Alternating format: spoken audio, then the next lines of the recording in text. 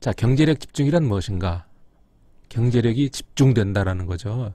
경제력이라고 하는 것은 뭐 돈이 많다, 뭐 자본이 많다, 뭐 그런 뜻도 되긴 되지만 시장에서의 개념을 얘기하는 거죠. 어떤 시장에서 특정 상품 또는 뭐 전체적인 내용에 대해서 소수의 대기업이 되겠죠. 대기업이 그 시장을 장악하고 있는 경우에 장악력이 점점 늘어나면 경제력 집중이라고 표현을 하는 겁니다. 그렇죠? 예를 들면 기업 집단의 수가 뭐 2개일 수도 있고 5개일 수도 있고 10개일 수도 있고 30개일 수도 있고 100개일 수도 있겠죠. 그게 많아질수록 기업 집단 소속 회사의 수가 많아질수록 경제력 집중 현상은 심화될 것이고, 그렇게 되면 독과점 현상도 심화되고 또 그 기업 집단 전체의 소유자 한 사람에 의한 지배 현상도 뚜렷해지는 거죠. 우리나라에서 발생하는 큰 문제점 중에 하나가 바로 이 경제력 집중 현상이기도 합니다. 그렇죠? 다시 한번 보면 소수의 대기업이 제품 생산 및 공급의 대부분을 차지하거나 소수의 자본가가 회사의 지분을 다량 보유하는 등 경제력이 한 곳에 집중되어 있는 상태를 경제력 집중이라고 보통 부릅니다. 법률상의 개념은 아닙니다. 그래서 이런 이제 경제력 집중은 어떻게 달성이 되겠습니까?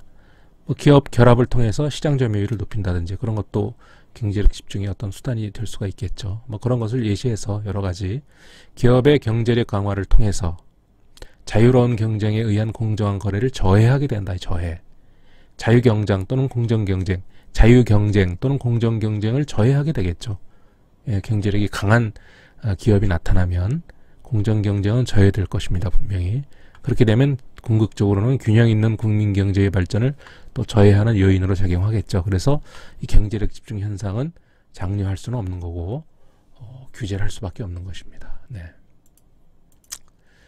자, 독점규제법이 인정하고 있는 경제력 집중 억제의 내용은 다시 한번 정리해보면 지주회사 제도를 두어서 지주회사가 그 자회사에 대해서 또는 손자회사에 대해서 지주회사의 그 행위를 제한하는 방식이 하나 있고, 또 하나는 대규모 기업 집단이라고 보통 부르는데 이 독점규제법에는 대규모 기업 집단이라는 표현은 없습니다. 그냥 상호 출자 제한 기업 집단 이렇게 표현을 하고 있고, 그 규제되는 내용에 따라서 상호 출자 제한 기업 집단, 뭐 순환 출자 제한 기업 집단, 채무 보증 제한 기업 집단 뭐 이렇게도 부르긴 하는데, 어쨌든 이 순환 출자나 채무 보증 금지의 규정에 보면 상호 출자 제한 기업 집단 소속 회사들을 상대로 규제하고 있는 내용이기 때문에 그냥 대규모 기업 집단을 대표로 해서 상호 출자 제한 기업 집단 이렇게 부르면 될 것 같습니다. 그래서 이러한 내용을 규제하는 내용, 그 다음에 직접적으로 출자를 금지하거나 보증을 금지하는 내용도 있지만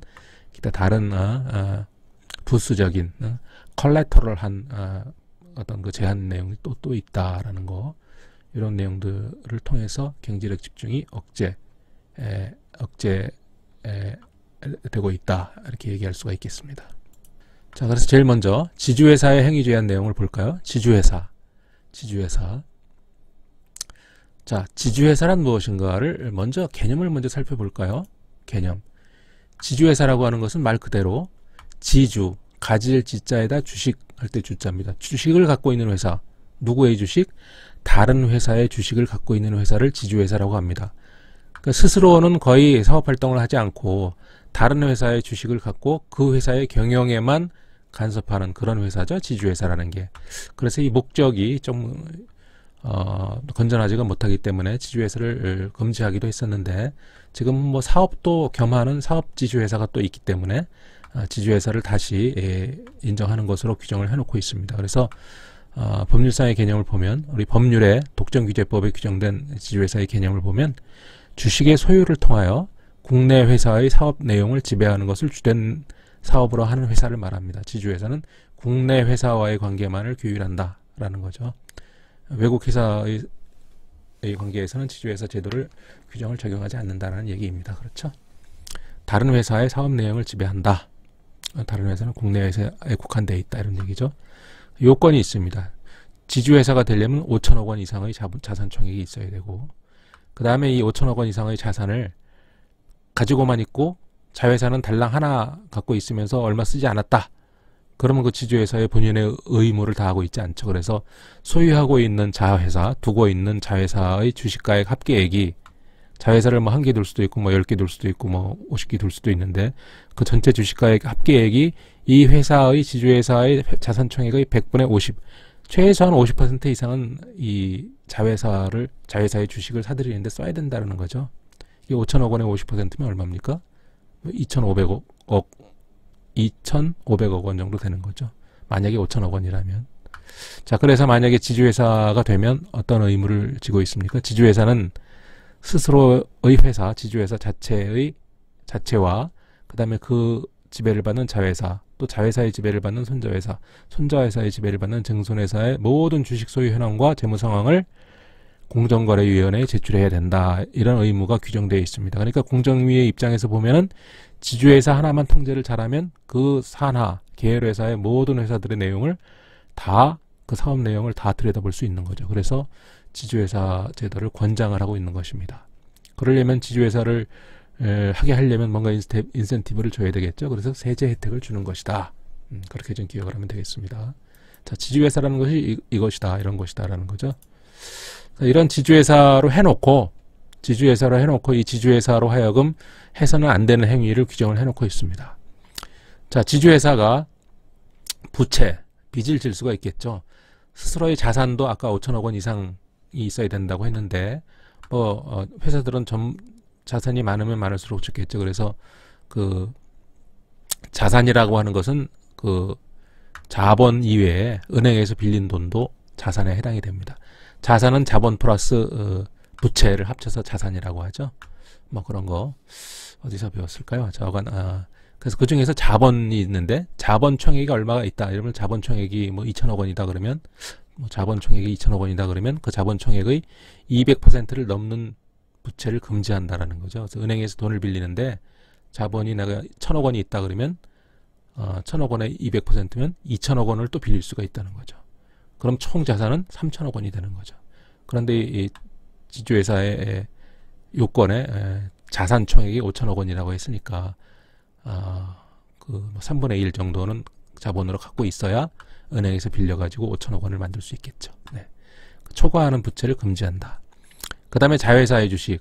자, 지주회사의 설립 목적은 자회사의 주식을 사들이는 데 있는 거죠. 그래서 경영을 간섭하려는, 경영권을 취득하려는 데 목적이 있는 거니까.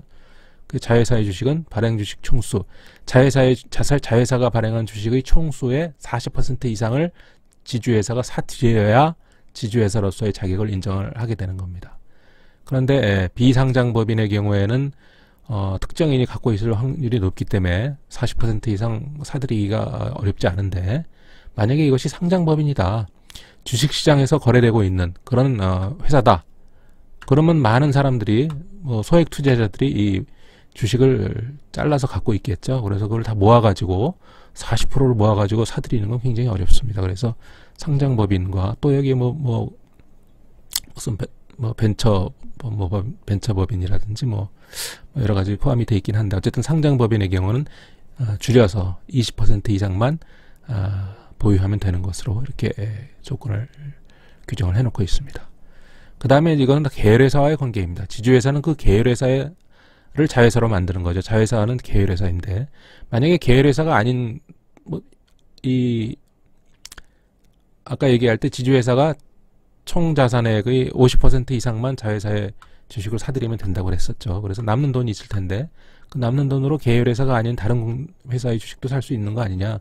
그런데 그렇게 되면 너무 노골적으로 이걸 허용하게 되면 지주회사의 목적이 또 좀 감소되기 때문에 다른 계열회사가 아닌 국내 회사의 주식은 발행 주식 총수의 5%를 넘는 주식을 소유할 수가 없다라는 거죠. 네.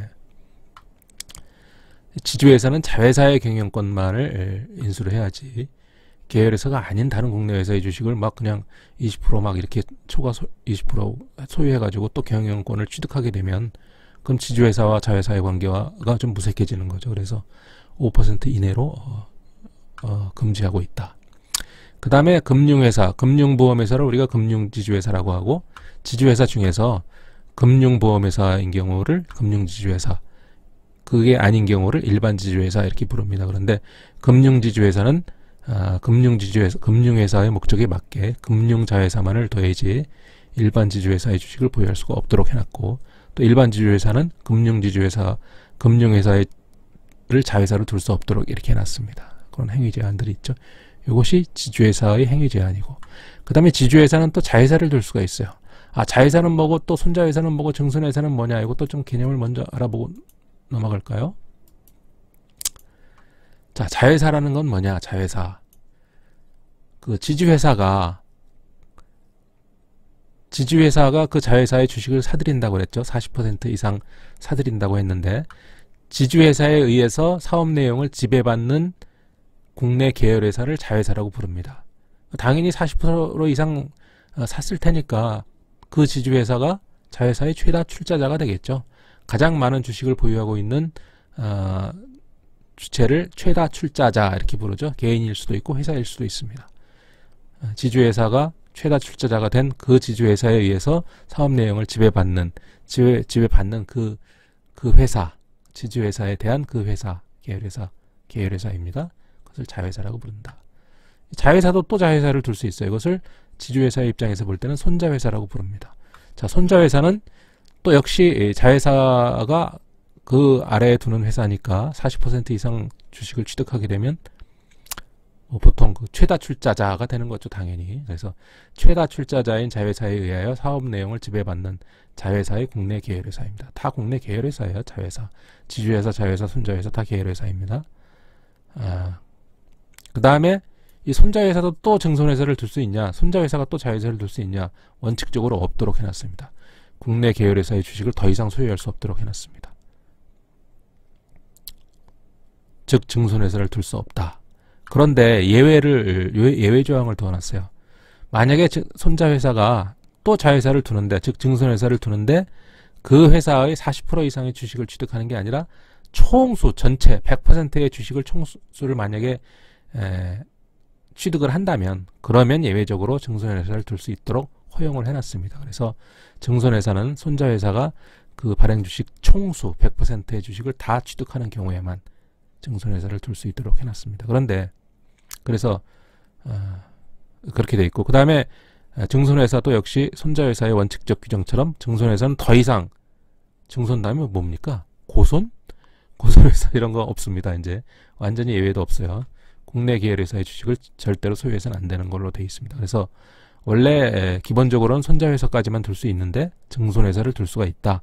총수를 소유한 경우에. 그런데 예외가 또 있습니다. 예외가 또 있는데, 외국인 투자 촉진법이라고 하는 법률이 있어요. 외국인 투자 촉진법이라고 하는 법률에서 3년 전에 일반 지주회사의 손자회사는 다음 요건을 갖춘 경우에 공동출자법인의 주식을 소유할 수 있다. 그래서 국내 회사가 스스로 만들 수 있는 건 아니고, 외국인과 함께 공동출자법인을 만들 때, 합작회사를 만들 때 증손회사를, 만약에 증손회사를 두려면 100%의 주식 취득이 있어야 되지만, 여기에서는 그 발행 주식 총수의 50%만 소유하면 되도록 이렇게 예외를 또 정해놨어요. 100%를 다 취득해야 된다고 하니까 증손회사를 설립하기가 굉장히 힘들었겠죠. 그래서 50% 정도만 하게 되면 증손회사를 쉽게 만들 수가 있다라는 거죠. 예산, 자본이 적어도 되니까. 그런데 반드시 조건이 외국인 투자에 해당이 되어야 된다. 외국인 투자 촉진법에 규정되어 있는 거니까. 그 다음에 그 외국인도 발행 주식 총수의 100분의 30% 이상을 소유해야 된다는 거죠. 그 외국인은 30% 이상, 이 손자회사, 우리 국내 손자회사는 50% 이상의 주식을 취득을 해야 된다. 이런 조건이 있습니다. 이런 조건.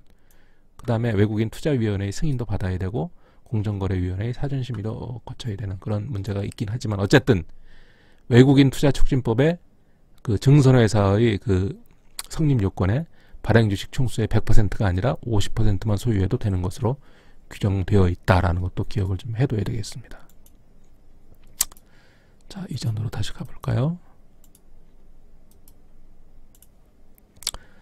자, 그래서 이제 자회사, 지주회사의 행위 제한은 뭐 자본 총액의 200% 이상 초과 부채 금지, 자회사의 발행 주식 총수를 40% 이상 보유해야 된다, 이런 행위 제한이 있는데, 그 다음에 자회사에게도 또 행위 제한이 있습니다. 이거는 일반 지주회사만 규정을 두고 있고 금융지주회사는 어쩌다 저쩌다 규정이 없기 때문에 금융지주회사는 해당 사항이 없는 겁니다. 그래서 손자회사의 주식을 손자회사의 주식을 자회사가 40% 이상 소유를 해야 된다. 뭐 비슷한 요건이죠. 비슷한 요건입니다. 그 다음에 이 손자회사가 아닌 국내 계열회사의 주식 소유를 금지한다. 반드시 그 손자회사로서의 주식 소유만이 인정이 된다는 거죠. 네. 그 다음에 일반 지주회사는 조금 전에 말씀드렸지만 일반 지주회사는 국내 금융회사의 주식을 보유를 금지하고 있기 때문에 금융 손자회사의 지배도 금지하고 있다라는 거죠. 네. 자, 그 다음에 손자회사도 그러면 손자회사는 또 행위 제한이 있단 말이죠. 손자회사는 아예 국내 계열회사의 주식 소유를 아예 금지하고 있습니다. 그래서 증손회사를 아예 둘 수가 없는 거죠. 원칙적으로. 그런데 국내 계열회사의 발행주식 총수를 만약에 소유를 하게 된다면 100%를 소유하게 된다면 증손회사를 만들 수 있다. 좀 전에 설명을 했었죠. 근데 그거는 비금융 계열회사에게만 해당이 된다. 왜? 금융지주회사는 금융회사만 들 수 있고 일반 지주회사는 일반 자회사만 들 수 있기 때문에 그 원칙이 계속 내려가는 겁니다. 자, 외국인 투자 촉진법에 예외 있다. 좀 전에 설명을 했죠. 자, 발행주식 총수의 50%만 취득을 하더라도 증손회사를 들 수 있다. 다만 그것은 외국인 투자에 국한된다. 그런 얘기 했었죠. 또 당해 외국인도 발행주식 총수의 30% 이상을 취득을 해야 된다. 그런 요건도 있었습니다. 어쨌든 외국인 투자 촉진법에는 100%가 아니라 증손회사의 주식 100%를 취득해야 되는 게 아니라 50%만 취득해도 되는 것으로 되어 있다는 거 기억을 해두기 바랍니다. 그 다음에 증손회사는 국내 계열회사의 주식 소유를 완전적으로 금지하고 있습니다. 더 이상 증손회사의 자회사, 즉 고손회사를 둘 수 없다라는 얘기죠. 네. 자, 그 다음에 대규모 기업 집단 제도를 들어가 보겠습니다. 기업 집단이 무엇인지 우선 개념부터 알아봐야 되겠죠. 동일인이 단독으로 또는 동일인 관련자와 합하여, 동일인 관련자도 설명했습니다. 그렇죠? 대표적인 게 친족 뭐 이런 거 있었죠. 그 다음에 해당 회사의 발행주식 총수의 100분의 30 이상을 소유하는 경우, 그래서 그렇게 해서 결국은 회사의 경영에 대해서 지배적인 영향력을 행사하고 있다고 인정되는 회사. 그래서 기업 집단은 어떻게 구성되느냐. 동일인이 회사가 아닌 경우가 자연인인 경우, 예를 들면 삼성기업 집단 그러면 이건희, 현대자동차 그러면 현대자동차 기업 집단 그러면 정몽구 뭐 이런 분이 자연인으로서의 동일인이라고 그랬죠. 근데 동일인이 한 사람 있을 경우에는 기업 집단이 되려면 회사가 2개 이상, 그러니까 회사가 하나면 기업 집단 아니에요. 2개 이상이 집단이라고 할 수가 있겠죠. 그래서 회사가 2개 이상 있어야 되는데 동일인이 자연인이면 별도로 이 동일인이 지배하고 있는 회사가 2 이상 있어야 되겠죠. 당연히 동일인이 지배하는 2 이상의 회사의 집단이 되는데, 그런데 동일인이 자연인이 아니고 회사인 경우가 있을 수 있죠. 설명했습니다. 동일인. 예를 들면 한국전력공사 같은 거, 한국전력공사가 동일인이면서 그 밑에 기업 집단에 속하는 회사들이 수십 개가 있단 말이에요. 그래서 그 경우에 그 기업 집단의 동일인은 바로 한국전력이다. 한국전력공사다. 이렇게 얘기할 수가 있는 거죠. 그래서 예를 들면 이제 새로운 회사를 하나 만들었는데 그 회사가 동일인이라면 기업 집단이 되려면 회사가 몇 개 더 필요해요. 하나만 더 있으면 되죠. 왜? 동일인 자체가 회사니까.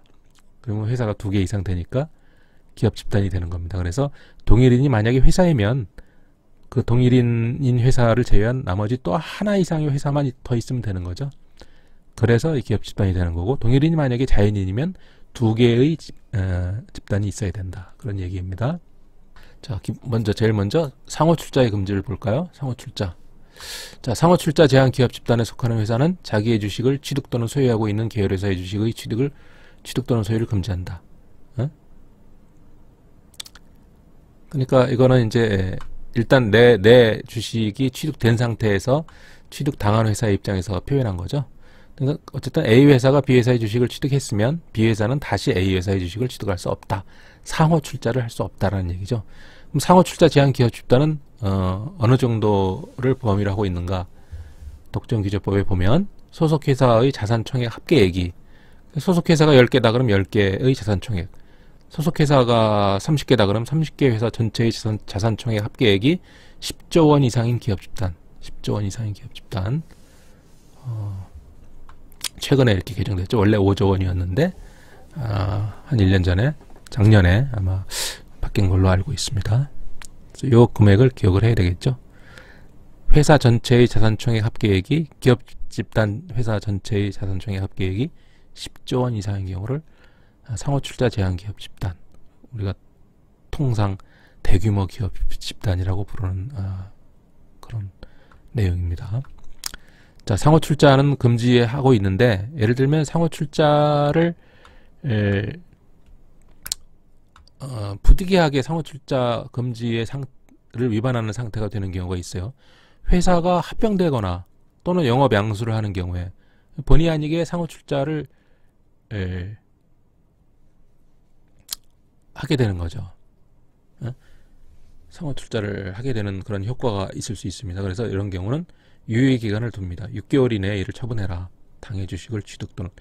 왜냐하면 합병이나 영업 양수 이런 것을 우리가 기업 결합이라고 부르는데, 기업 결합의 수단으로서 주식 취득이 항상 들어가는 거죠. 주식 취득이. 그래서 주식 취득이 되면 상호출자 금지를 위반하는 게 되기 때문에 그런 경우에 당해 주식을 취득 또는 소유한 날로부터 6개월 이내에만 처분하면 되도록 유예를 해놓은 거죠. 또 담보권의 실행 또는 대물 변제의 수령. 이건 뭐냐면 부채 채무가 있을 때 은행 A 회사가 B 회사에 대해서 채권을 가지고 있는데 B 회사가 제시했던 그 담보물이 있을 거 아니에요. 그 빚을 못 갚아서 담보물을 실행을 해버리면 담보물을 실행하는 과정에서 또 주식을 취득할 수가 있겠죠. 주식을 담보물로 해놨으면 본의 아니게 또 상호출자가 되는 경우가 있습니다. 대물 변제도 마찬가지고, 대물 변제는 빚이 있는데 빚 갚을 돈이 없으니까 주식으로 대신 변제한다 이거죠. 대신하는 물건이다 이거. 그 물건에 대신해서 변제하는 경우 대물 변제라고 합니다. 이런 경우 주식이 관여될 수가 있는데 상호출자 금지에 해당되겠죠. 상호출자에 해당이 되기 때문에.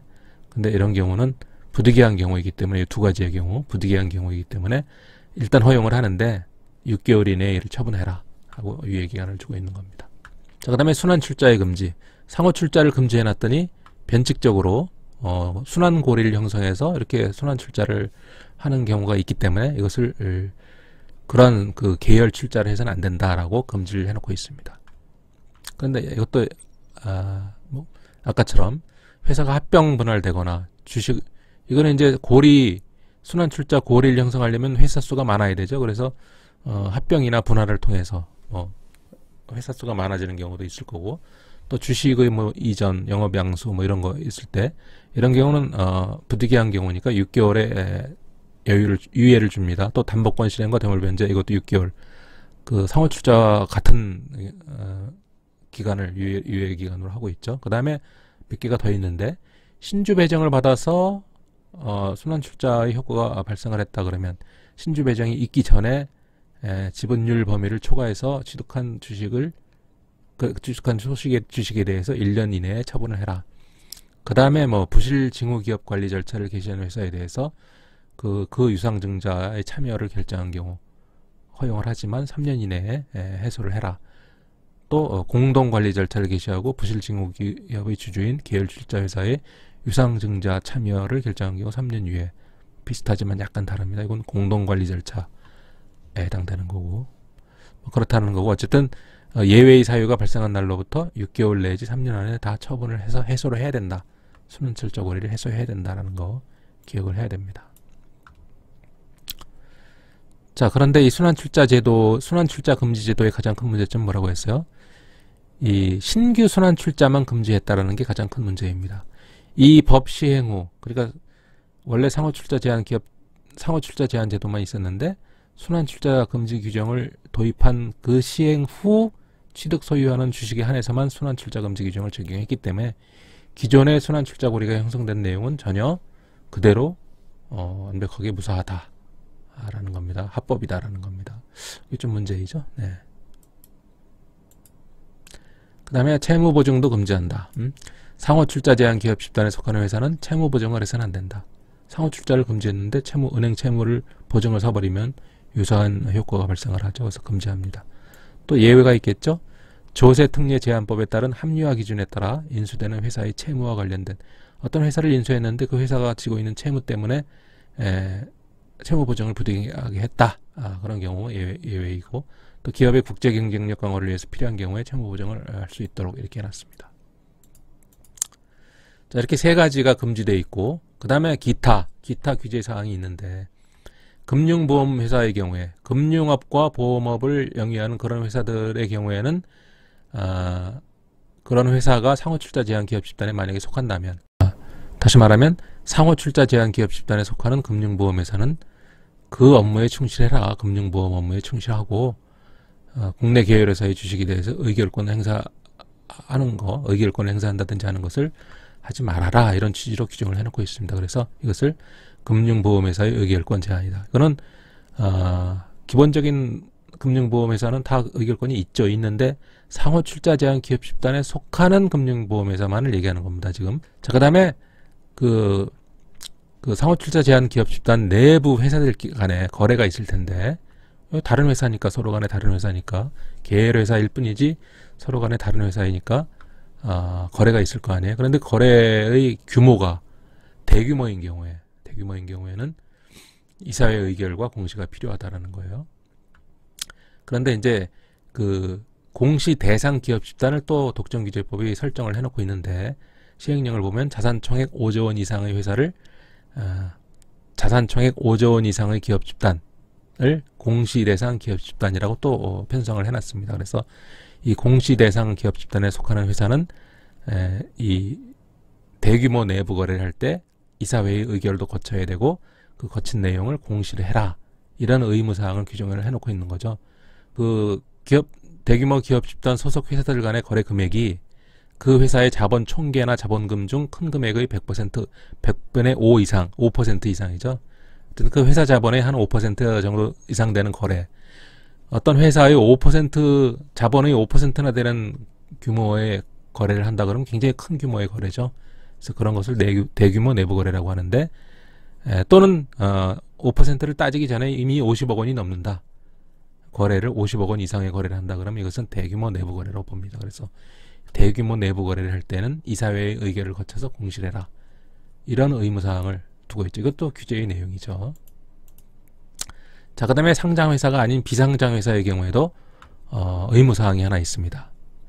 이 공시 대상 기업 집단, 아까 그 5조 원 이상 자산총액의 협계액이 5조 원 이상인 기업 집단을 공시 대상 기업 집단으로 편성을 해놨다고 했죠. 그런 회사 중에서 자산총액이 100억 원 미만인 회사로서 청산 중이거나 1년 이상 휴업 중인 회사를 제외한 회사입니다. 요거에 해당되는 회사가 아니라 요것을 제외한 나머지 회사를 얘기하는 거죠. 또 금융보험에서도 해당 사항 없습니다.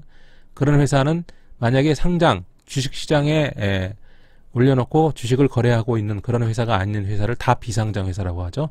비상장 회사의 주식은 누가 가지고 있겠습니까? 그 회사의 어떤 뭐 사장이 대표이사나 아니면 뭐 이사급 뭐 친인척들이 다 갖고 있겠죠. 나누어서. 비상장 회사인 경우에는 물론 이 비상장 회사도 채권자들이 있겠죠. 그런 채권자들이 좀 도대체 어떻게 경영을 하고 있는 건지 잘 알아야 되기 때문에 일반 사항에 대해서는 공시할 필요가 없지만 중요 사항에 대해서만큼은 공시할 의무를 부과하고 있습니다. 예를 들면 최대 주주가 누구냐, 주요 주주의 주식 보유 현황을 어떻게 변동하고 있느냐, 뭐 그런 거.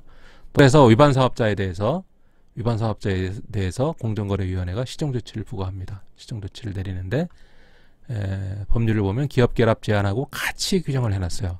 기업결합의 제한 위반, 경제적 집중억제 규정 위반을 같이 시정조치의 내용을 규정을 해놨어요. 그래서 여기서부터가 이제 경제적 집중에 해당이 되겠네요. 채무보증의 취소, 채무보증을 금지했는데 했다 그러면 취소 명령, 그다음 시정명령을 받은 사실의 공표, 이건 다 같이 해당되는 거고, 기업결합에 따른 경쟁 제한의 폐해를 방지할 수 있는 영업방식, 영업범위의 제한, 이건 기업결합 금지에 관한 내용이죠.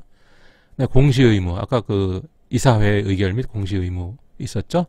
중요사항 공시, 비상장 회사의 중요사항 공시도 여기에 해당되고, 그런 거 이행하라, 또 공시 내용을 정정하라, 이런 명령을 시정조치로 내릴 수가 있습니다. 기타. 자, 과징금은 어떻게 될까요? 과징금. 이 상호출자의 금지와 순환출자의 금지를 위반한 경우에 그 위반 행위로 취득한 주식의 취득가액의 10% 100분의 10을 곱한 금액의 범위 내에서 과징금을 부과할 수 있다 이렇게 돼 있고, 만약에 채무보증을 금지했는데 채무보증을 위반했다, 금지를 위반했다 할 경우에 그 위반한 채무보증액의 10% 100분의 10을 곱한 금액을 초과하지 않는 범위에서 부과할 수 있고요. 기타 지주회사 등의 행위제한 등을 위반한 자에 대해서 예컨대 그 자본 총액의 2배를 초과한 부분이 있을 거 아니에요. 그 초과한 부분의 100분의 10%를 범위 안에서 과징금을 부과할 수 있다. 자, 벌칙은 다음에 해당하는 자는 3년 이하의 징역 또는 2억 원 이하의 벌금에 처한다. 지주회사의 행위제한 규정 위반자, 상호출자 제한 기업 집단의 지주회사 설립 제한 규정 위반자, 상호출자 금지 규정, 순환출자 금지 규정 위반자, 채무보증 금지 규정 위반자, 금융보험회사의 의결권 제한 규정 위반자, 시정조치 이행협보 규정에 위반하여 의결권 행사한 자, 이런 자들은 다 3년 이하의 징역 또는 2억 원 이하의 벌금에 처합니다. 자, 이렇게 해서 경제력 집중 억제 제도에 대해서 살펴봤습니다. 수고했습니다.